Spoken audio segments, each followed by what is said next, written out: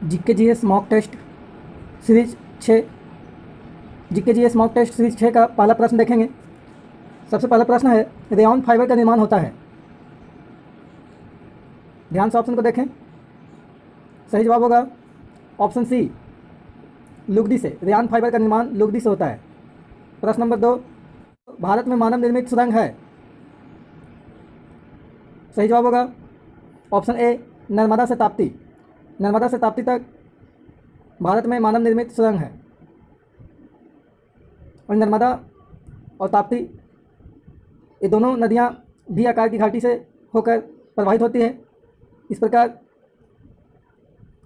इन घाटियों में बनाए गए सुरंग जो नर्मदा नदी से ताप्ती नदी तक के बना हुआ है, ये मानव निर्मित सुरंग है।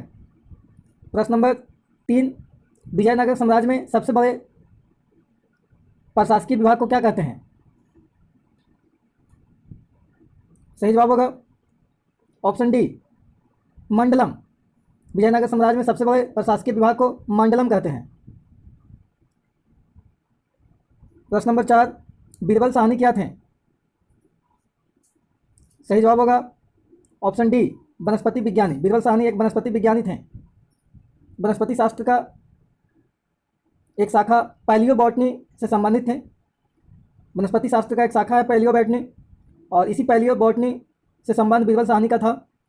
इन्होंने बीरबल साहनी ने भारतीय उपमहाद्वीप के जीवाश्मों का विस्तृत अध्ययन किया है। एक बात और बता दें कि बीरबल साहनी जो है वो बॉटनिकल इंस्टीट्यूट लखनऊ में जो है उसका स्थापना भी बीरबल साहनी ने ही किया था।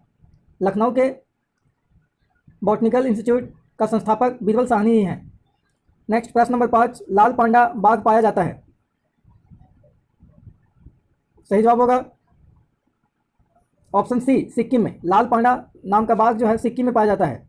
लाल पांडा वृक्षों पर पाए जाने वाला एक जंतु है, यानी कि बाघ है, जो भारत के सिक्किम में पाया जाता है अकॉर्डिंग टू ऑप्शन।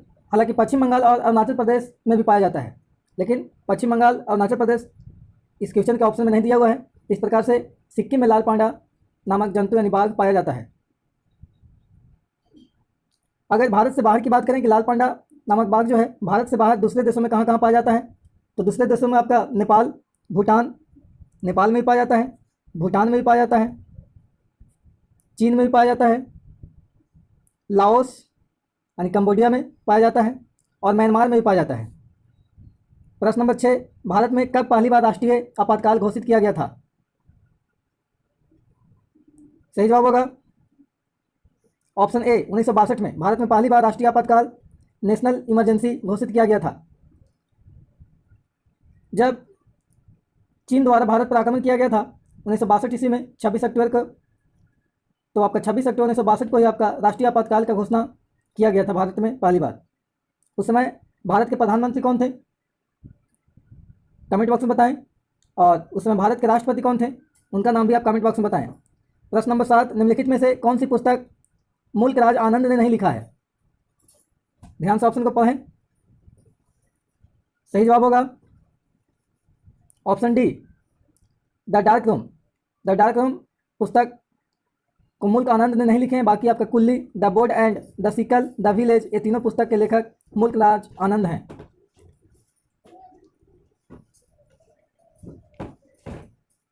प्रश्न नंबर 8, निम्नलिखित में से कौन सी आत्मकथा है।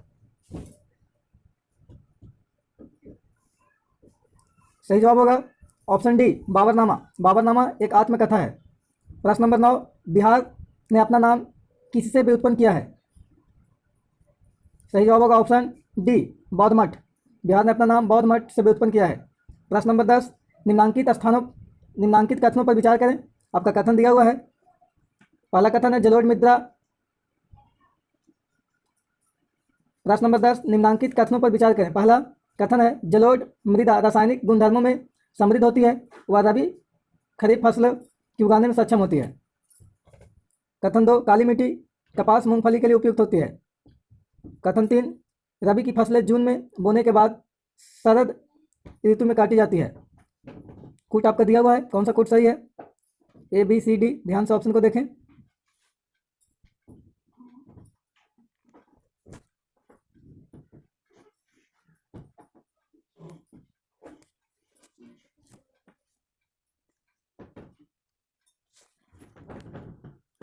सही जवाब होगा ऑप्शन बी,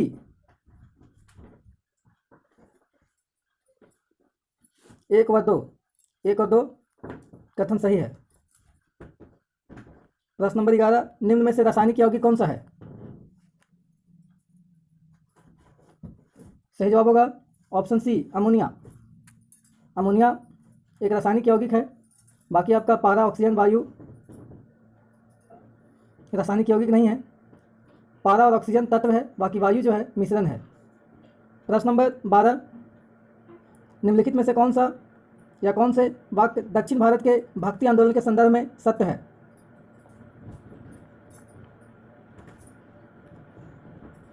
ध्यान से ऑप्शन को देखें, वीडियो को पॉज करके। सही जवाब होगा ऑप्शन बी, 1 और 3, यानी 1 और 3 कथन सही है।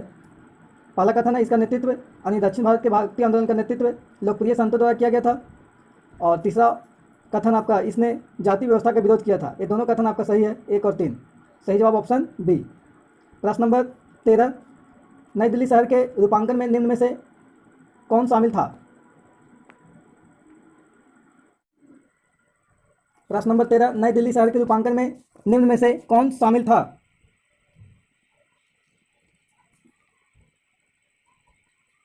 सही जवाब होगा ऑप्शन ए, एडवर्ड लुटियंस और एडवर्ड बेकर। ये दोनों नई दिल्ली शहर के रूपांकन में शामिल थे। प्रश्न नंबर 14, सुगौली की संधि पर किस वर्ष हस्ताक्षर हुए थे?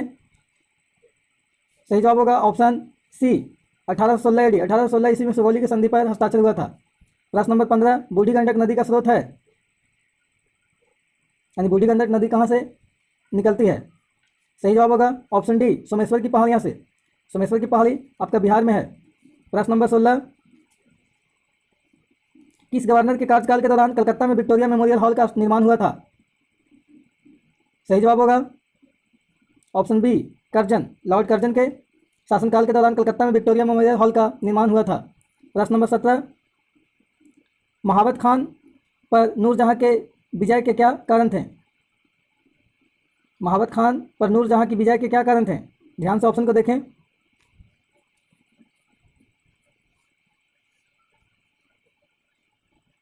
सही जवाब होगा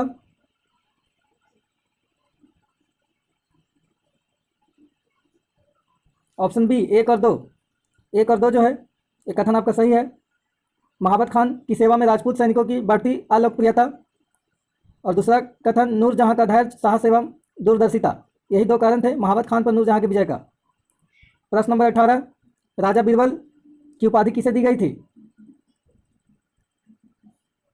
सही जवाब होगा ऑप्शन ए, महेश दास। राजा बीरबल की उपाधि महेश दास को दी गई थी।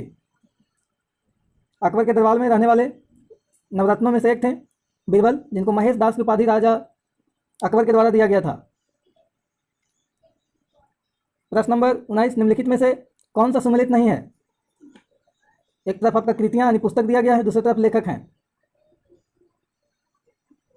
सही जवाब होगा ऑप्शन ए, हुमायूंनामा के लेखक हुमायूं, ये आपका सुमेलित नहीं है। बाकी सारा ऑप्शन सुमेलित है। बाबरनामा के लेखक बाबर हैं, तुजु के जहांगीरी का लेखक जहांगीर है, शाहजहां नामा का लेखक इनायत खां है, लेकिन हुमायूं नामा का लेखक हुमायूं नहीं है, बल्कि हुमायूं नामा का लेखक जो है गुलबदन बेगम है। गुलबदन बेगम, गुलबदन बेगम हुमायूं नामा पुस्तक के लेखक है।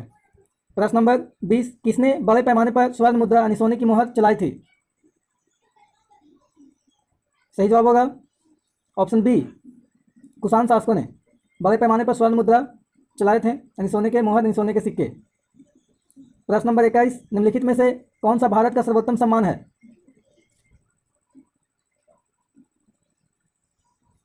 सही जवाब होगा ऑप्शन ए, भारत रत्न। भारत का सर्वोच्च सम्मान भारत रत्न है। भारत रत्न भारत का सर्वोच्च नागरिक सम्मान है जो सर्वोत्तम राष्ट्रीय सेवाओं के लिए प्रदान किया जाता है। सर्वोत्तम राष्ट्रीय सेवाओं में कला, विज्ञान, साहित्य के अलावा उच्च श्रेणी के सार्वजनिक सेवा भी शामिल है और यह पुरस्कार 2 जनवरी 1954 को भारत के राष्ट्रपति द्वारा स्थापित किया गया था।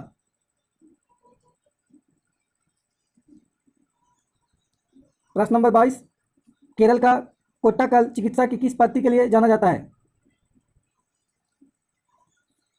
सही जवाब होगा ऑप्शन सी आयुर्वेद। केरल का कोट्टाकल चिकित्सा के आयुर्वेद पद्धति के लिए जाना जाता है। बता दें कि 1902 ईस्वी में वैद्य रत्नम PS वारियर द्वारा स्थापित कोट्टाकल आर्ज वैद्यशाला एक आयुर्वेदिक चिकित्सा केंद्र है और इस चिकित्सा केंद्र से संबंधित 2 अस्पताल केरल तथा दिल्ली में स्थित है।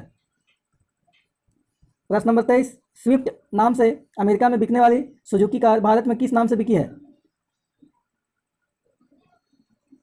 सही जवाब होगा ऑप्शन बी अस्टीम यानी ई अस्टीम के नाम से सुजुकी कार भारत में बिकी है, जो अमेरिका में स्विफ्ट के नाम से बिकी थी। प्रश्न नंबर 24, वाष्प भट्टी में किससे आयरन ऑक्साइड उपचारित होता है? सही जवाब होगा ऑप्शन बी कार्बन। वाष्प भट्टी में कार्बन से आयरन ऑक्साइड उपचारित होता है। प्रश्न नंबर 25, पेट्रोलियम की गुणवत्ता प्रदर्शित की जाती है।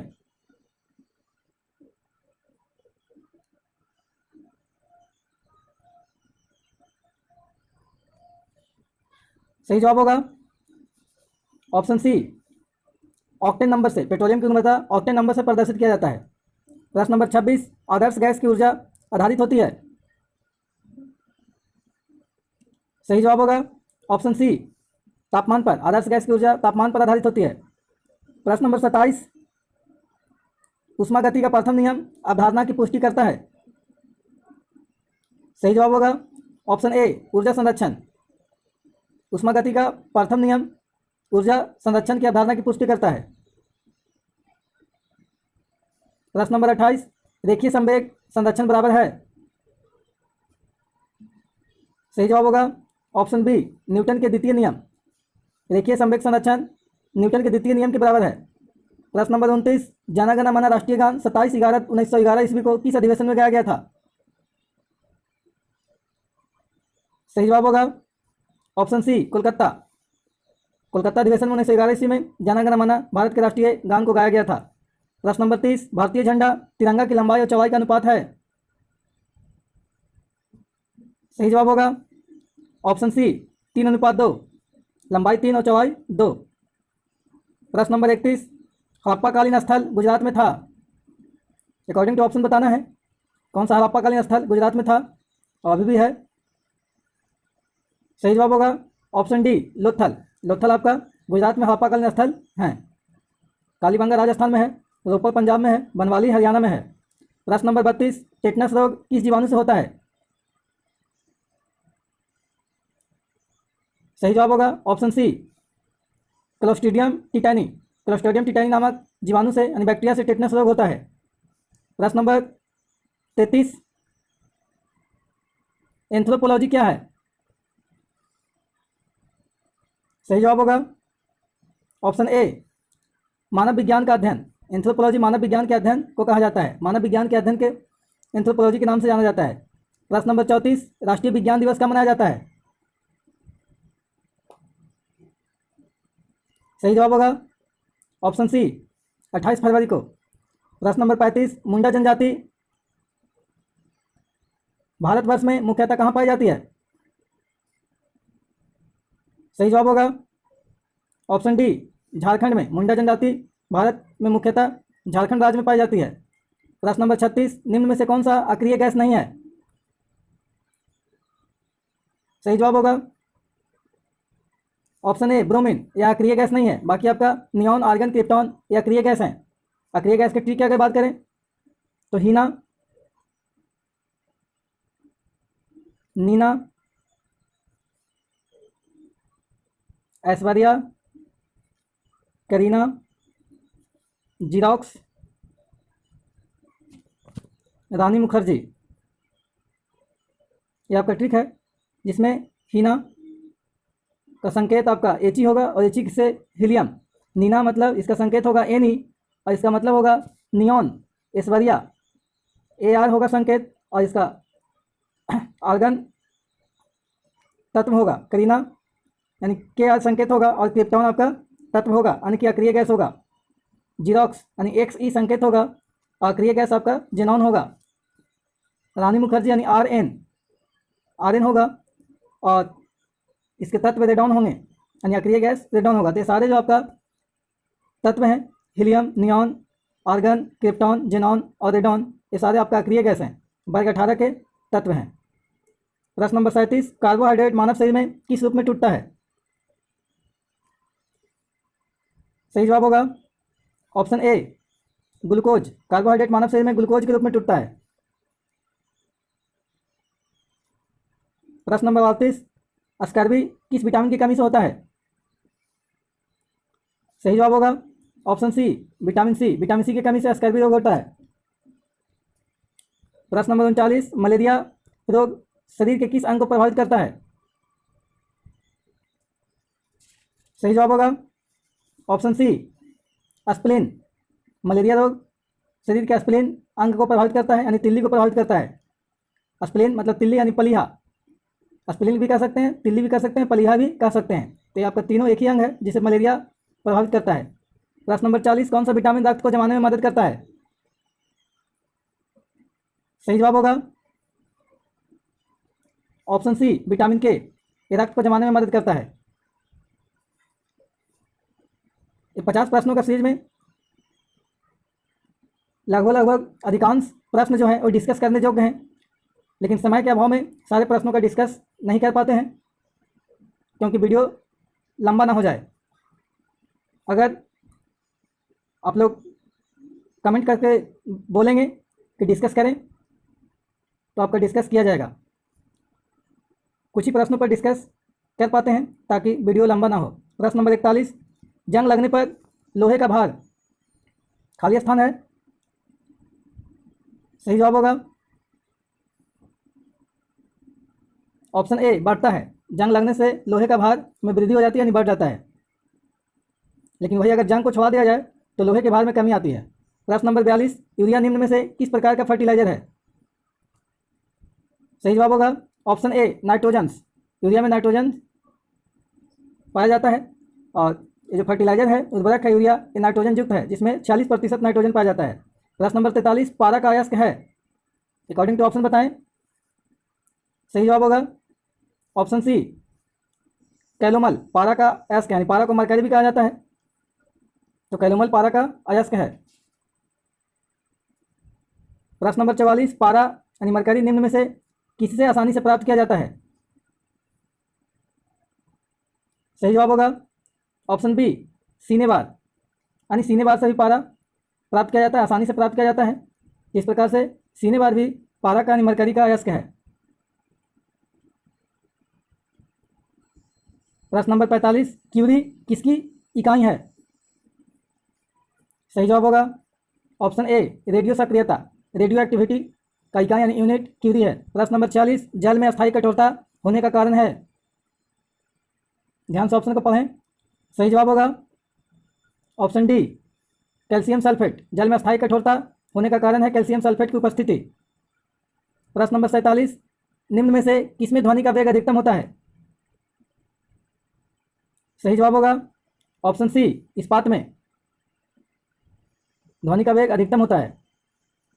प्रश्न नंबर 48, निकट दृष्टि दोष को दूर करने के लिए किस लेंस का उपयोग किया जाता है? सही जवाब होगा ऑप्शन ए, आपतल। निकट दृष्टि दोष को दूर करने के लिए आपतल लेंस का उपयोग किया जाता है। अगर मिस्टेक होता है, कन्फ्यूजन होता है तो ऐसे याद रखें। इसका ट्रिक है निकट, यानी 3 अक्षर का शब्द है निकट, और लेंस जो है इसमें उपयोग होने वाला 4 अक्षर का है आपतल। इस प्रकार से याद कर सकते हैं, 3 में 4। और अगर दूर दृष्टि दोष होता, दूर दृष्टि दोष, तो 2 अक्षर से आपका दूर दृष्टि होता है, यानी दूर दृष्टि में दूर जो है 2 अक्षर का है, और इसमें उपयोग होने वाला लेंस जो है वो उत्तल लेंस है, यानी 3 अक्षर वाला है। तो 2 में 3 और 3 में 4, ऐसा करके याद कर सकते हैं। प्रश्न नंबर 49, ज्योति तीव्रता का मात्रक है? सही जवाब होगा ऑप्शन बी, कैंडेला। ज्योति तीव्रता का मात्रक कैंडेला है। प्रश्न नंबर 50, लास्ट प्रश्न है इस सीरीज का, कपड़ा धोने वाला सोडा का रासायनिक नाम है? सही जवाब होगा ऑप्शन बी, सोडियम कार्बोनेट। कपड़ा धोने वाला सोडा का रासायनिक नाम सोडियम कार्बोनेट है। अगर खाने वाला सोडा की बात करें तो उसका रासायनिक नाम सोडियम बाइकार्बोनेट होगा।